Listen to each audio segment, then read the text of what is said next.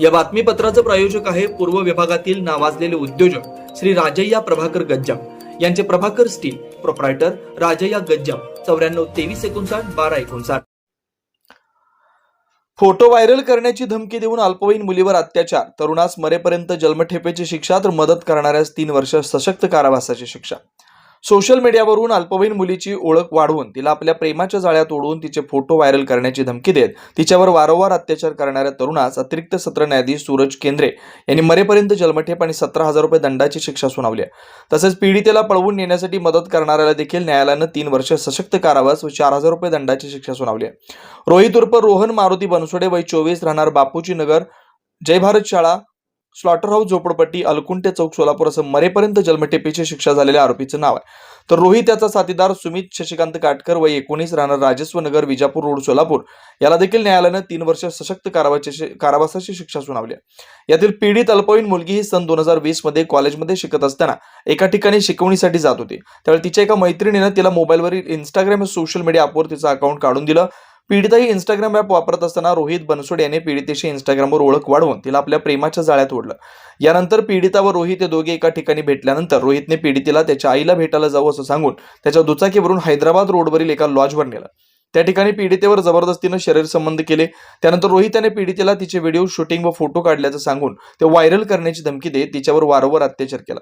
त्यानंतरही रोहित याने पीडितेला वारंवार वेगवेगळ्या प्रकारे त्रास देऊन तिचा छळ करून तिच्याकडील पैसे, सोन्याचे दागिने घेऊन गेला. त्यानंतर 16 मे 2021 रोजी रोहित याने आपला मित्र सुमित काटकर याच्या मदतीनं पीडितेला दुचाकीवरून पळवून नेलं होतं. तसंच पीडितेने दुचाकीवर बसण्यासाठी नकार दिल्यानं तिला दोघांनी मारहाणही केली होती. पीडितेच्या नातेवाईकांच्या फिर्यादीवरून विजापूर नाका पोलीस ठाण्यात अपहरणाचा गुन्हा दाखल करण्यात आल्यानंतर पोलीस निरीक्षक YS गायकवाड यांनी तपास करून पीडितेला शोधून काढून रोहित बनसोडे, सुमित काटकर यास अटक केली.